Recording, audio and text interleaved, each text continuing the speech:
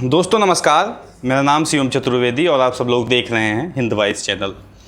दोस्तों एक खबर है 2 दिन पहले की, जिसमें रेलवे ने एक प्रस्ताव रखा है कि 150 नई प्राइवेट ट्रेनें चलाई जाएंगी। तो इसी को लेकर ये मैं पूरी खबर बताने चल रहा हूँ, जिसमें बात की जाएगी प्राइवेटाइजेशन की, कि किस तरह से मोदी सरकार आने के बाद लगातार प्राइवेटाइजेशन को बढ़ावा दिया जा रहा है और जो कंपनियाँ बेची जा रही हैं, लगातार जो सरकारी कंपनियाँ हैं उनको बेच के प्राइवेट सेक्टर में डाल दिया जा रहा है, उनकी संख्या बढ़ के हो गई है 28। मतलब कहने का ये कि अब तक लगभग 28 से 30 कंपनियों को, सरकारी कंपनियों को मोदी सरकार द्वारा बेच दिया गया। तो इसी को लेकर पूरा वीडियो है ये, तो वीडियो आप अंत तक ज़रूर देखें। आपको बहुत सारी जानकारियाँ ऐसी मिलेंगी जो आपको चौंकाने वाली होंगी।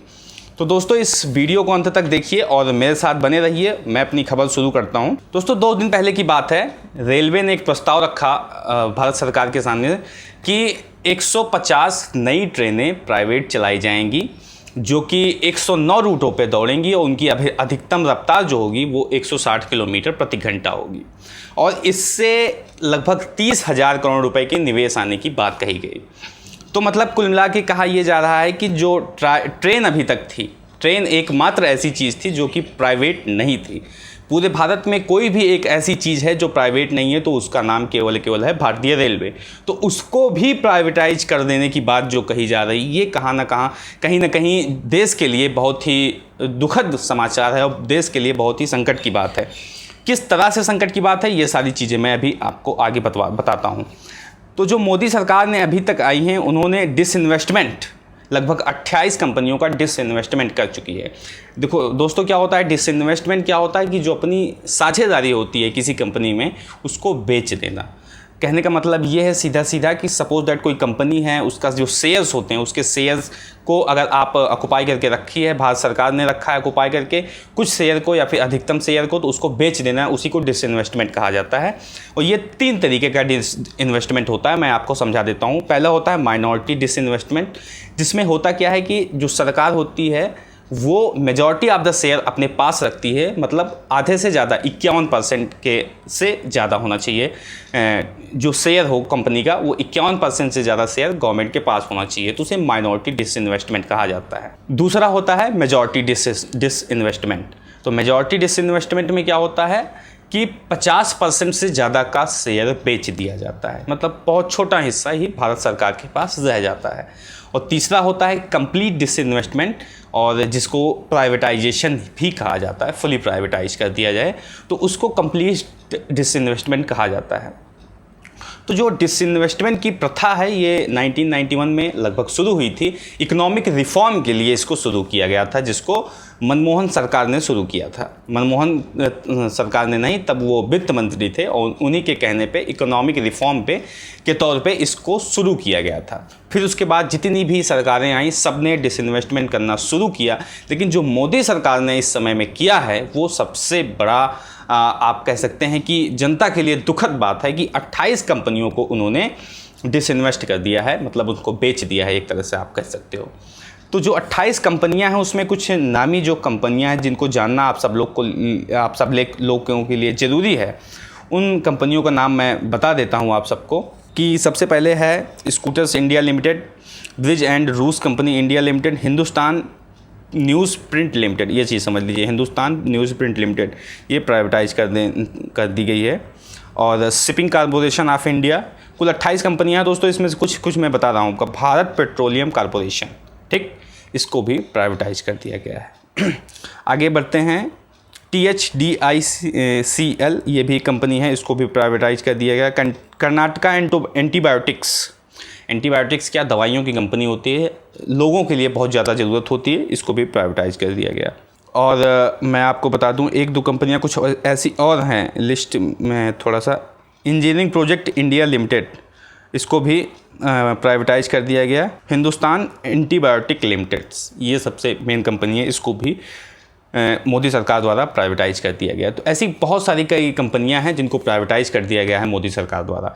तो ऐसा करने से जनता को क्या नुकसान होगा, इस पर भी मैं बात कर लेता हूं, और जो गवर्नमेंट का फ़ायदा होगा इस पर भी मैं बात करूंगा दोस्तों। लेकिन उसके पहले आपको एक फहरिस्त बता देता हूं कि जो हमारे पूर्व प्रधानमंत्री रह चुके हैं उन लोगों ने किन किन लोगों ने कितनी कंपनियों को प्राइवेटाइज किया है और कितनी कंपनियों को नेशनलाइज किया है। नेशनलाइज का मतलब होता है किसी कंपनी को सरकारी कर देना या फिर किसी सरकारी कंपनी को ओपन करना, उसको नेशनलाइज किया कहा जाता है। किसी कंपनी को प्राइवेटाइज कर देना उसको प्राइवेटाइजेशन कहा जाता है, किसी कंपनी को सरकारी कर देना उसको नेशनलाइजेशन कहा जाता है। तो मैं आपको बता देता हूँ कि इसका दौर शुरू हुआ था पीवी नरसिम्हा राव के दौर से शुरू किया गया था इसका प्राइवेटाइजेशन का दौर। उसके पहले विश्वनाथ प्रताप सिंह मुख्यमंत्री थे, तब वित्त मंत्री थे मनमोहन सिंह, उस समय पे इसको शुरू किया गया। 2 कंपनियों को नेशनलाइज किया गया था और फिर पीवी नरसिम्हा राव की जब सरकार आई तो उसमें भी वित्त मंत्री थे मनमोहन सिंह और तब 14 कंपनियों को नेशनलाइज किया गया। फिर उसके बाद इकोनॉमिक रिफॉर्म की ज़रूरत पड़ी। जब इकोनॉमिक रिफॉर्म की ज़रूरत पड़ी तो उसके बाद आता है दौर एच.डी. देवी गौड़ा और इंदर कुमार गुजराल। इन दोनों को मिला के लगभग 1 साल 290 दिन का कार्यकाल इन दोनों लोग का रहा। इनमें 3 कंपनियों को नेशनलाइज किया गया। आगे बढ़ते हैं, अब जो दौर शुरू होगा वो प्राइवेटाइजेशन का दौर शुरू होगा। अब इसमें अटल बिहारी वाजपेयी आते हैं जिन्होंने 17 कंपनी को नेशनलाइज किया था, मतलब 17 नई सरकारी कंपनियों को शुरू किया था और 7 कंपनियों को प्राइवेटाइज कर दिया था। ठीक, अभी तक जो दौर था उसमें कंपनियों को फुली प्राइवेटाइज नहीं किया गया था। ठीक है, डिसइन्वेस्टमेंट का दौर चल रहा था 1991 के दौर से। लेकिन अब क्या हुआ, अटल बिहारी वाजपेयी ने 17 कंपनियों का नेशनलाइज किया, मतलब 17 सरकारी कंपनियों को शुरू किया और 7 कंपनियों को प्राइवेटाइज कर दिया। फिर मनमोहन सिंह का दौर आता है जिन्होंने 23 कंपनियों को नेशनलाइज किया, 23 सरकारी कंपनियों को शुरू किया और 3 कंपनियों को प्राइवेटाइज कर दिया। अब उसके बाद दौर आता है नरेंद्र मोदी सरकार का, जिन्होंने एक भी कंपनी को नेशनलाइज नहीं किया, मतलब एक भी सरकारी कंपनी को चालू नहीं किया और अपने 6 साल 2 दिन के अंतरकाल में 23 कंपनियों को प्राइवेटाइज कर दिया। ये डाटा थोड़ा सा पुराना है, आरटीआई का डाटा है, 1 साल लगभग पुराना है। जो नया डाटा है उसके मुताबिक 28 कंपनियां, 5 कंपनियां और बढ़ गई हैं, 28 कंपनियों को इन्होंने प्राइवेटाइज कर दिया। तो जो ये प्राइवेटाइजेशन का दौर है इससे आम जनता को कितनी तकलीफ हो रही है इसको थोड़ा सा हम समझ लेते हैं और उसकी तकलीफ का कारण क्या है ये भी थोड़ा सा समझेंगे। दोस्तों, क्या है कि जब ये इकोनॉमिक रिफॉर्म के लिए प्राइवेटाइजेशन का दौर शुरू किया गया था, कुछ ऐसी कंपनियों को सिलेक्ट किया गया था जो कि लगातार लॉस में जा रही हैं और उनको फिर फ़ायदे में मुनाफे में लाने के लिए उनको बेचा गया, प्राइवेट कंपनियों को दिया गया, वो लोग अच्छे से उसमें काम किए। लेकिन प्राइवेटाइजेशन का जो दौर उस समय काफ़ी ज़्यादा हानिकारक हो गया जब ये एजुकेशन सेक्टर, हेल्थ सेक्टर में आना शुरू हुआ। अब आप समझिए कि हेल्थ सेक्टर की स्थिति इस समय कितनी ज़्यादा जर्जर हो गई है, क्योंकि प्राइवेटाइजेशन का सबसे बड़ा दौर हेल्थ सेक्टर के अंदर ही आता है।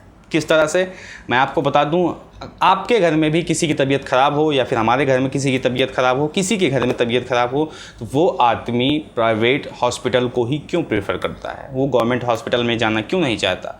क्योंकि जो सुविधाएं प्राइवेट हॉस्पिटल में उसको मिल रही हैं और वो सुविधाएं गवर्नमेंट हॉस्पिटल में नहीं हैं। और यही स्थिति सेम है प्राइवेट स्कूलों की और सरकारी स्कूलों की। जो बच्चे हैं, किसी का भी बच्चा हो, वो सब लोग यही चाहते हैं कि हम अपने बच्चे को प्राइवेट स्कूल में ही पढ़ाएं, गवर्नमेंट स्कूल में ना जाए वो। तो जो स्थिति हुई है प्राइवेटाइजेशन करने के बाद वो एक जर्जर हो गई है कि मतलब लोगों का जो नज़रिया होता है वो प्राइवेट की तरफ ज़्यादा होता है as compare to the governments. तो अगर ये ट्रांसपोर्टेशन में भी प्राइवेटाइजेशन शुरू हो गया, जैसा कि अभी प्रस्ताव आ ही गया और ये हो ही जाएगा कि 150 नई प्राइवेट ट्रेनें चला दी जाएंगी। तो अभी तो 150 हैं, आगे बढ़ के संख्या और भी बढ़ सकती है।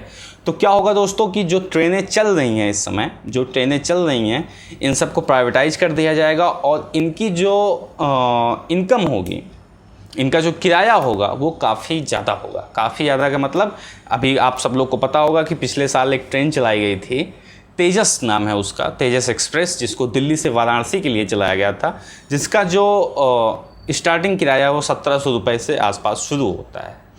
तो उतना किराया कौन अफोर्ड कर पाएगा? वही लोग अफोर्ड कर पाएंगे उसको जो पैसे से मजबूत हैं, धनी लोग जो हैं वही लोग अफोर्ड कर पाएंगे। तो ज़्यादातर सारी ट्रेनें प्राइवेट होंगी और उसमें केवल और केवल अमीर लोग ट्रैवल करेंगे। जो गरीब लोग होंगे उनके लिए केवल और केवल जर्जर बद से बदतर हुई और वो जो सरकारी ट्रेनें बची रहेंगी जिनको ना तो रास्ता मिलेगा ना सिग्नल मिलेगा और 24 घंटे का सफ़र वो 4 दिन 5 दिन में कंप्लीट करेंगी, तो ऐसी ट्रेनें केवल और केवल गरीब मजदूरों के लिए छोड़ दी जाएंगी। जो पूंजीपति होंगे उनके लिए प्राइवेट बढ़िया स्पेशल VIP ट्रेन होंगी, वो लोग उसमें ट्रैवल करेंगे और जो गरीब लोग होंगे उनके लिए सरकारी ट्रेनें छोड़ दी जाएंगी। तो ये जो प्राइवेटाइजेशन का दौर ट्रांसपोर्ट में लाने की कोशिश की जा रही है, ये आने वाले समय के लिए काफ़ी ज़्यादा दुखद है और जनता को काफ़ी ज़्यादा इससे नुकसान उठाना पड़ सकता है। तो दोस्तों, आपकी राय क्या है इस वीडियो को देखने के बाद कमेंट बॉक्स में बताएं। साथ ही साथ वीडियो को लाइक करें, शेयर करें और चैनल को ज़रूर से ज़रूर सब्सक्राइब करें। मिलते हैं दोस्तों इसी तरह किसी और वीडियो के साथ, तब तक के लिए नमस्कार।